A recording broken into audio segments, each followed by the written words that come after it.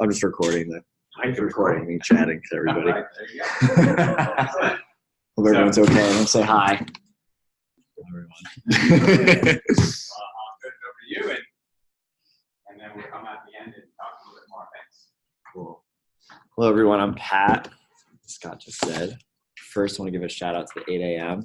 because you guys made it here. I feel like when I'd wake up pretty early. Like this morning, I woke up at 5. And me and Scott actually surfed before this at sunrise. So, Very cool. talk about a cool professor right there, Mike.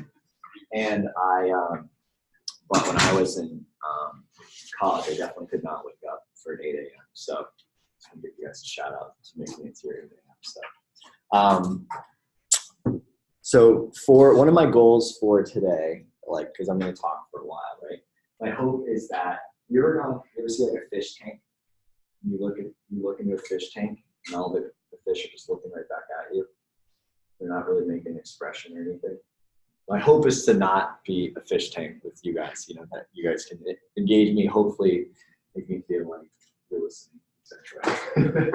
So that would be one of my hopes for today. So on Friday morning, when I first came in to give the talk, I actually wasn't totally clear on like what I was going to talk about yet, and I was hoping to get like a little bit of clarity. And I came at 6 a.m. when I woke up, and I looked into my closet, and I just went out and just picked up like a pink shirt. And I'm looking at this pink shirt, this bright pink shirt, like thinking about putting it on, and I was like, if I wear this like bright pink shirt, I feel like they're going to be like distracted the whole time just looking at my shirt, like almost curious as to why I wore that bright pink shirt. I don't know if that's like okay to wear. I'm like starting to think like back to like, you know, like all these things. Like, can real men wear pink? Like, where that? But all these weird, yeah, like Scott's rockets. So I put that shirt back. And then, so the next shirt I went to is this professional blue shirt. It was really well. You know, I was thinking if I wore some nice dress pants and then I tucked it in with the belt and some nice shoes, you guys would think like, all right, he's a serious guy. You know, he could be like, he looks like a professor. Like, I'm going to listen to him. But then I just thought like, it's a little too bland. Like, I don't know if that's really going to be aligned with what I want to talk about today. So I put that shirt back.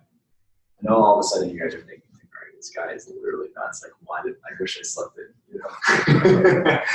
All right, so then I went to this other shirt my girlfriend says I look good.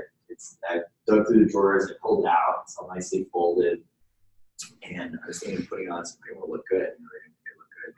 But then I was like, that's not the point of the presentation, right? The point of the presentation, right, for me is to make sure you guys remember something from today that sticks with you ideally for the rest of your life.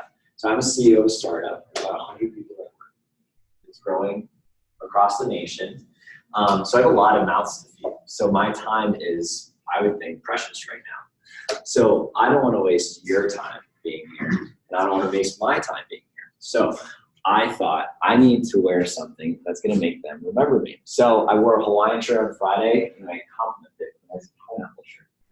Right? So that brings me to like the point of the presentation, right?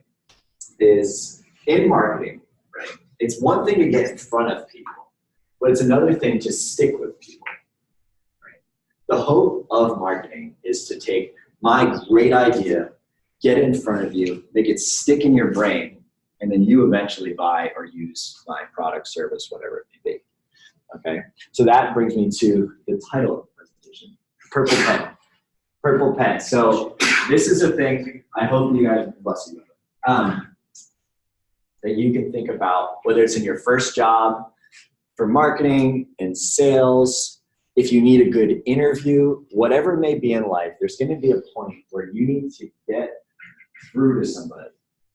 You know, whether it's, you know, there's going to be a variety of different times that this happens. So this is a fairly general skill, but it is one of the most valuable skills that I have learned, and that has made me do fairly well in some different areas of my careers. Okay. So the tag it is purple pennant, purple pennant, purple pennant, purple pennant, purple pennant. That's what I want you to remember from today. Okay. So back in college, I went to URI. I was president of Sigma Pi, one of my best friends, his name is Luca, who's the social chair of Sigma Pi. And his aunt was she was the assistant to the owner of Rolling Stone magazine. You guys know Rolling Stone magazine? Okay, cool. She's also like assistant to the owner of the like Madison Square Garden, like really cool lady. Her name's Betsy. And so she set up this internship program that Luca got to go be a part of. And they interned, and one of the things that they interned with was one of the head director of sales and marketing of Rolling Stone magazine. And this guy was one of the best in the field at his job. He was a master human engineer. So there's a $5 link here.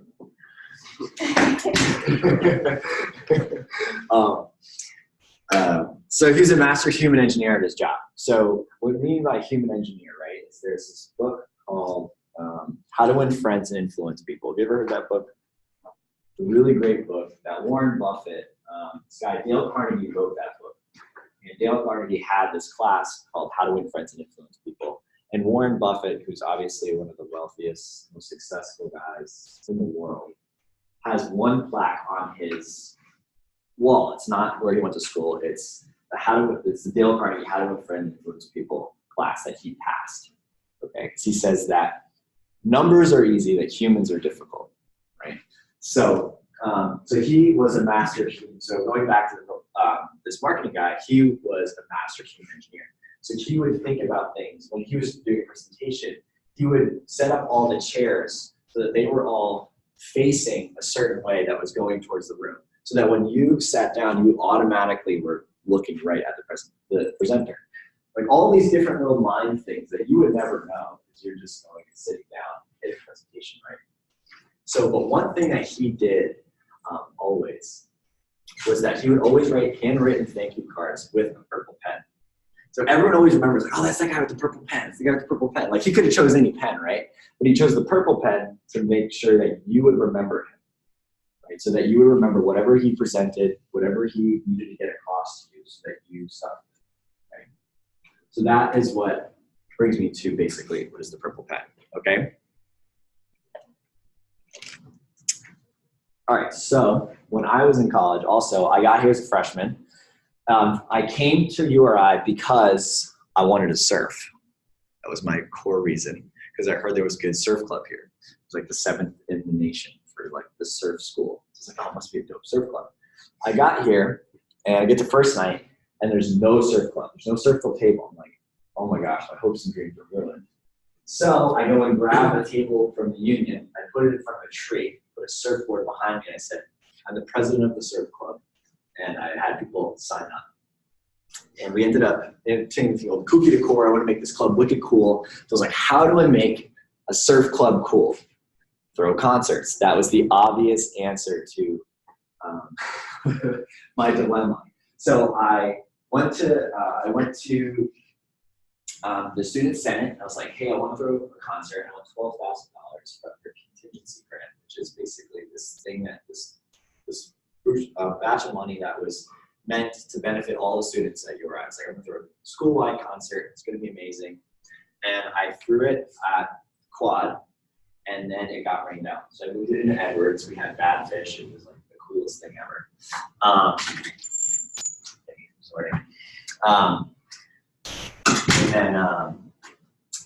So that one got rained out. I was super bummed. And then the next year I tried, but I threw it inside. It was really cool. So then the next year I did it again. Got the money again, and I threw this great concert, but then it got rained out by Hurricane Sandy. And I was like, oh my gosh, you're kidding me. You know, just like 2 years in a row, and it's now going on 3 years of just trying to make this thing happen. Then I was like, what if a show couldn't get rained out? Came an idea for a water show. I started doing water effects. Found the craziest things you've ever seen. Ran upstairs, told my best friend, I was like, Luca, Aqua. He's like, oh my gosh, started freaking out. And we go to Home Depot and we build this, we get literally super simple. We get like a couple pieces of PVC, put it together, we fill it with water, and then we like pressurize this tube, and we would go to the Cumbies on Knowles Way and 1A, I think it is, and we would fill it up, and then we would blast Calvin Harris, Sweet Nothing. It's like, I'm living on such sweet nothing. And then we would press the button and shoot cars and just flow water everywhere. We're like, this is going to be the best thing ever. So now I have a water cannon, no money, crazy idea, and what I've learned from Luca, the purple pen, right? That's where I'm at. And I do have the Calvin Harris song playing in my head nonstop, thinking about, I'm pretty positive I have the best idea ever, but I have no idea how this is gonna happen, okay? I don't have no experience besides these like concerts I threw at you either. It's not quite enough to really. So I go to the library, right there, and I start making like a sketch of like what this might look like. Just like a goofy sketch of like what all these water effects would look like if I had a DJ in the middle of it and I surrounded them with like water effects. And ended up, needing a way, and I emailed every major DJ in the world. It's like coolest show ever. I tried to get through it, like literally no one took me seriously. I was like, all right, how do I get through to the DJ? I was like, the DJs aren't obviously listening, they're not taking me seriously. So I need to get to a talent buyer. There's this guy that was throwing a bunch of big concerts, and I literally sent that guy like 1 billion emails. But every one I tried to think in the title, Purple Pen, like how can I like just stick, how can I really like make sure he really believes in what I'm doing, or I can get through to him. And eventually, through a bunch of creative emails and never giving up, a lot of persistence, he finally emailed me back, and we set up, he became my partner. And so we were thinking about how to throw we wanted to like release this at the Ryan Center. We're like, all right, we'll do one big show at the Ryan Center. It'll be really awesome. And then and then basically we found out that Hardwell was coming. Do you guys know who Hardwell is? Hardwell is like he was the number one DJ in the world. He just became the number one DJ in the world. Just like headline Ultra Miami, which is like the biggest music festival in at least the country. It's like, oh, the hopes and dreams are crushed. I was like, well, what if Hardwell would want to play this? And we try to think about ways to sell it to Hardwell. And then I'm sitting in that class. What was that building you walked by? You just said it too. Is it Davis? The one right there. Is it Davis? I was sitting in Davis my senior year, and then I get a call from that guy, Tim. And Tim's like, you're not going to believe this. And I was just about to give my senior presentation for my spring. And he's like, Hardwell wants to use Aqua for his whole US tour. So then my senior year of spring, I did 10 shows, 10 days, 40,000 people through like one of the largest concerts in the world, the tours in the world that year for my senior year. Okay. I had an idea. I had a water cannon. And I had this concept of the Purple Pen, just how do I stick it out and go through it. So I'll just show you a quick video of some of the shows from that tour.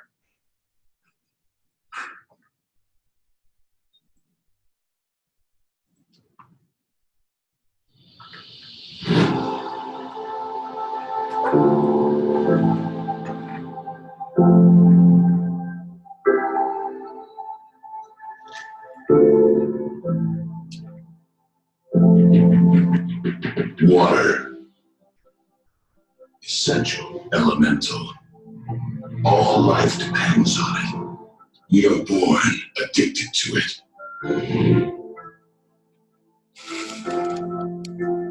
Brothers and sisters, we have traveled through the desert. And we've reached our destination. Welcome to the oasis. Do not fear it. Do not hesitate. Free yourselves. Join hands and jump in with both feet. As one body, we submerge. Let the waves crash over you, around you, through you, refreshing the senses, awakening the soul anew. Here, water and light collide in a symphony of beauty and wonder. Discover a brand new ocean.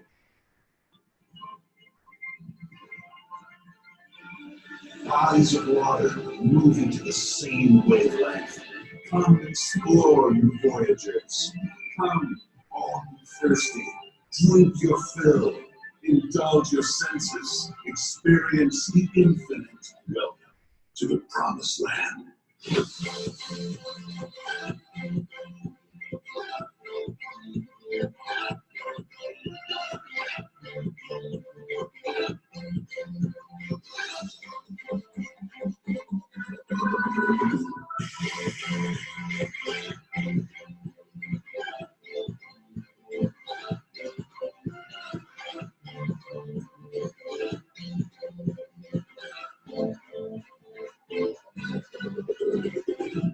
For this is no mirage.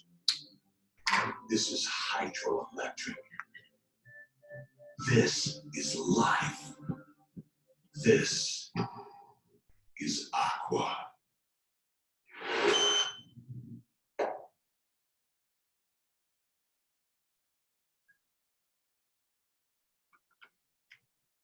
Who loved that guy's voice, by the way?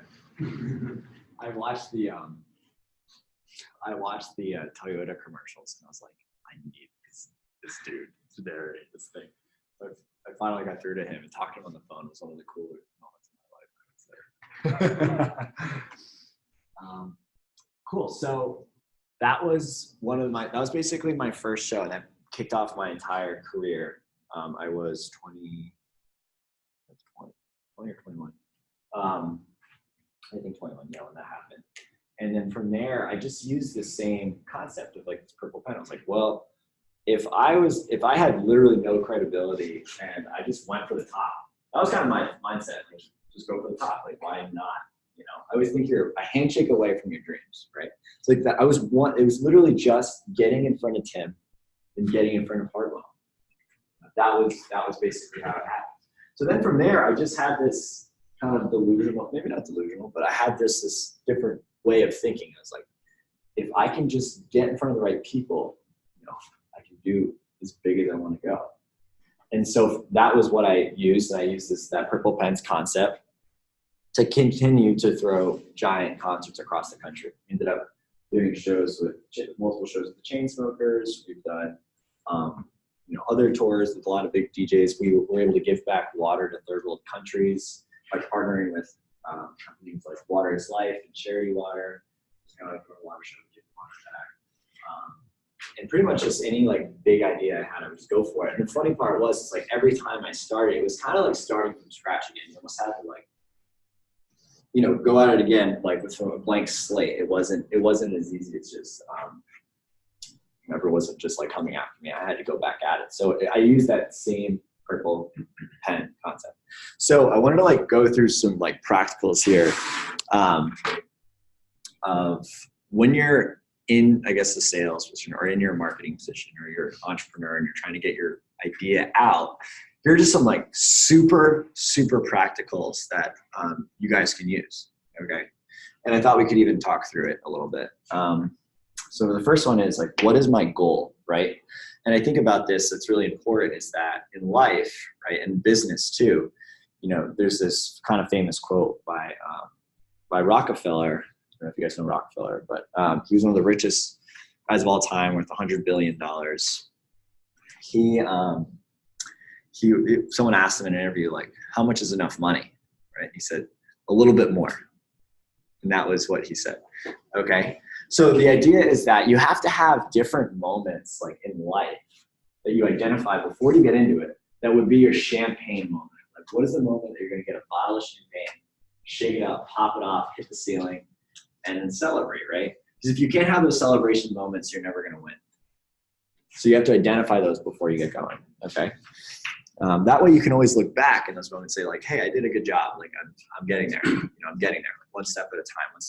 So what's my goal? What's my champagne moment, okay? What do people want and need? So if you're like getting into like a sales position, right? Like it's not about you, right? Like I didn't tell like Hardwell like, hey, you should hire Aqua because like I would really appreciate it. It's like, no, I'm gonna bring you a never before seen, a revolutionary production And not only that, I'm going to help you sell tickets. So you're going to spend $40K per night on LED walls and all this other stuff, or give me $40K and I'll help you sell tickets too. And I'll get your crowd wet. And you literally will blow people away. You know? And that was what that, you know, that's a different way, but it was about them, right? It was also thinking about the audience. What do people need in EDM shows when you take 3,000 people and you shove them in a small pit? They're extremely thirsty, extremely dehydrated. So spraying with water, they need water, right? And they want an epically cool light show. So obviously, by creating holograms that would float around people's heads with water, that was something that people wanted. So you got to ask yourself that too, right? You don't want to sell something or market something to things that people don't want or need, because then it's going to be impossible to really get them to buy, okay? The next thing, this is kind of my big one, right? What is the sickest thing? And I chose that word, but every word you could pick in the dictionary. What is the sickest thing that you can do to get your bog? You guys know what bog is?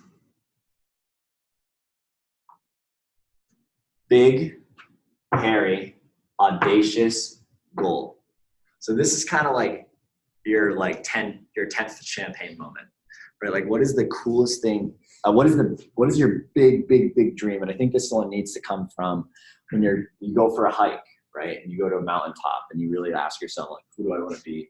What do I want to do? You know, what makes me come alive, right? Not what makes me pay rent, but like what makes me like get my first job. Like, what is the thing that just like lights me up? Like when I think back when I'm 80 years old, or so let's say 90, hopefully, and you're on your deathbed, and you're really thinking back, you know, that you feel like I did a good life. I did a good job. I lived a full life, right? So what's your bog? So there's different bogs, right? But you're going to have ones, you know, for me, it was like per event. I looked at it like that. All right. So now when you're marketing your event though, you really only have a certain amount of time and a certain amount of money. So you got to figure that out. And that's where you get really creative and it gets fun. If you look at it like, oh, I wish I had like a bunch of money to do it, you're going to get bummed out. But when you have a certain amount, you can think about it. Like per concert, it was around $10,000 to spend on marketing. So when we were doing 10 shows, right, we thought, what's the best way to do this? But when we were really thinking, we were promoting URI. That was kind of like our big show that we were selling, which means that like, yeah, you're kind of running the concert. So we were thinking like, oh, what's a way that we can get the word out in a really cool way and get the best money for our return. So normally you can just print, you can pay the Ryan Center a bunch to do emails and print all this other stuff. And I thought, well, not really me, actually, Luca thought, like, what if we got a fire truck? So we actually went out and bought a fire truck for $7,000. And we had this epic 28-foot fire truck, and then we painted it blue. And then in between classes, we would throw a DJ on top of it and blast sirens. And everyone on campus was talking about the giant blue fire truck that would roll around. And that helped us, you know, sell a lot of tickets to our show. And then we could sell the fire truck later and we get all our money back. Well, not all of it, but the majority of that money came back, you know. So you got to think about it. You got to get creative. Every show, it's different. Like my first one, I did the one in the quad. I had $50 and I went to Home Depot and there was like the painter's paper that you put on the floor, and I just cut out 8-foot sections and wrote, you know, concert coming or whatever. I can't remember what I wrote, but I would just put it in front of like Hope Dining Hall or Butterfield or whatever, and that was how I got the word out. And then the last thing is important is how and when, right? How are you going to do this, and when are you going to do this, right? Like even if we do like this marketing class, in the marketing you guys have a business idea, right? And you're going out and you're rolling out your business, you're coming up with your business idea, your business plan, right? But if that business plan, what if it was like the next Amazon, right? What if you had $1 billion idea that was, or $100 million idea that was sitting in a notebook, but then they got buried in like the rest of your stuff? You know, you're a big thinker, right? You guys thought really big there. But how well did you do? You didn't do very well, right? If you rolled that out, obviously that'd be as if you had your business plan, you actually wanted to do it, you thought it was a feasible thing. I'm saying, a big thing that people do is a lot of people are really great at thinking about things, but they don't really do big. So the big thing is when. I want like timeline, I want goals, I want to hold you accountable for those goals. So when you're doing things, you have to set yourself accountable in that, like, I'm going to do this by Friday. You don't do it by Friday, you're not being a doer. Okay, so think big, do big. It's a big aspect that I think maybe should be added to the URI slogan. All right, cool. So I'm going to give you one of my other favorite shows. Maybe we could kind of like talk through it a little bit, just kind of bring the practical. All right, so next to the Hardwell show, one of my dream things to do was to throw a festival. Have you guys been to Fort Adams before? Okay. All right. So Fort Adams was like my dream place to throw a festival. I always want to throw a Dispatch concert. That was kind of one of my big ones to throw. But I ended up learning that these artists like suck up all the money. It's like kind of a bummer that you would like, I would have these projections for how much you put, as a person that throws a concert, you put on a lot of risks. Like you could lose a lot of money, So then the artist knows exactly how much you might make, and then they just charge you whatever that is. So the only way to really make money on a concert is to kind of go above and beyond, or get the artists when they were cheap, like 8 months before they became big, So what I was like, I thought, if I can sell Aqua on its own, then I don't need like a big DJ. I can just do it myself. And so that's what I wanted to do. So I wanted to throw a giant water hologram concert at Fort Adams on 4th of July. That was like my dream. So I emailed them for 3 years. Fort Adams literally never responded. And then finally I got through to somebody. Again, right? The purple pen. I kept thinking about how do I get through, and never giving up, right? Never giving up. And they finally got back to me, and I got the permit on June 1st. And this concert was on July 3rd. You know how hard it is to throw a festival in 30 days? So I got it, but I just was thinking like, man, people in Newport would like eat this up. Like anyone that was going to the bars, like everyone goes to Newport for 4th of July. Like I think like if I threw a sick festival and got the word out, man, people would just eat it up, right? So what do they like want? They need, right? They want like a really fun, awesome party, right? And what was my goal? I wanted to throw an epic festival at Fort Adams. My champagne moments would be shooting fireworks off the point. That would be sick to me. Okay. So then I thought, like, what's the sickest thing I can do to get a big, hairy, audacious goal? Once I had the permit, right? Because I had 30 days to sell 3,000, 3,500 tickets. Okay. And it was like me and my partner. And my partner was living in New York. So it was really just me. It wasn't really anybody else here helping me out. So what I did was we went online and we took a bunch of stock footage and we compiled this like epic hype video for Fort Aqua. And I released it, and I had everyone sharing it, everyone posting, and we spent $500 on Facebook ads. In that $500 on Facebook ads, we literally made this thing viral. And I ended up calling up every news station, every newspaper, every blog. I was like, hey, I have this sick, and I pitched it really well, as far as what the sickest thing, what people want, what people need, right? That's been one of my skills, is always getting written up in newspapers. It's been written up in 30 to 40 magazines, news stations throughout all my different careers.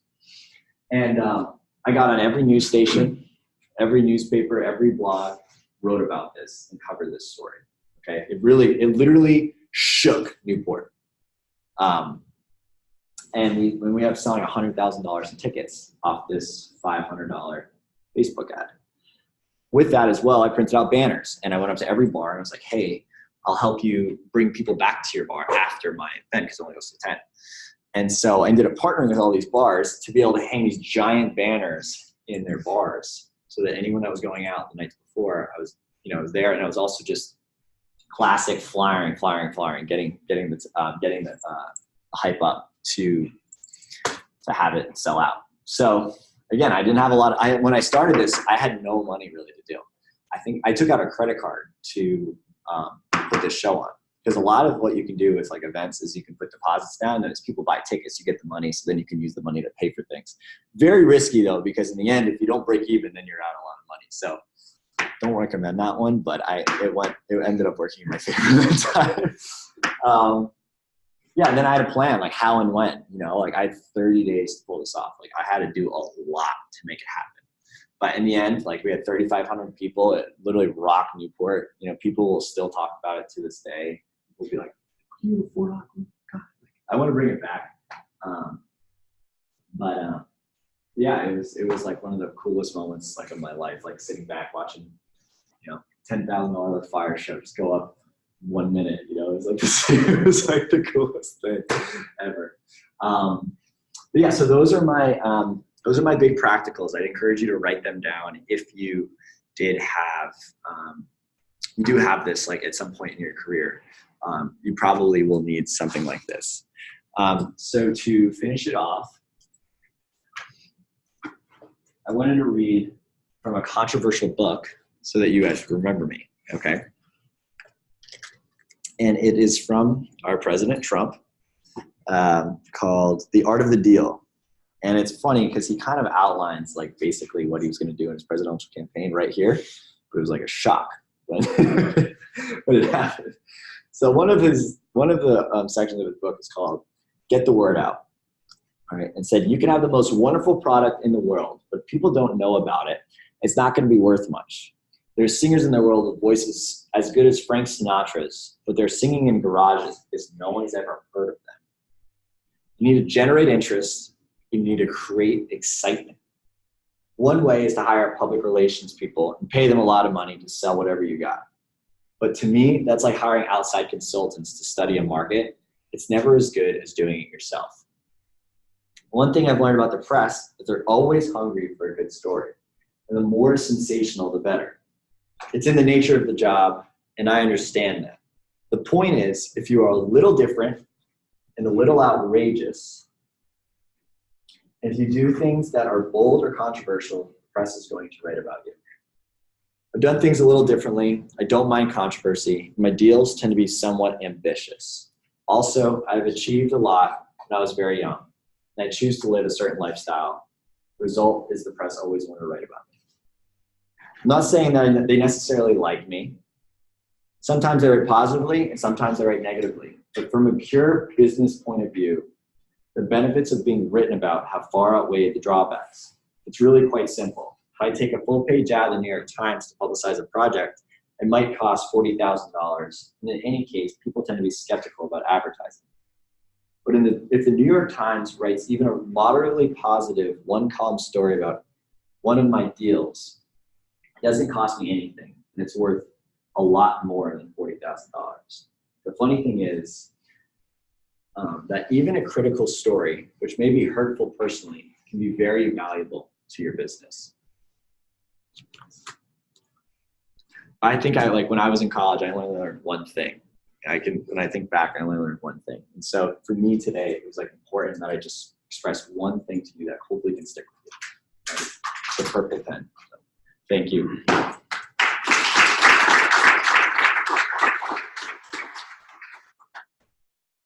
Anyone have any questions for me?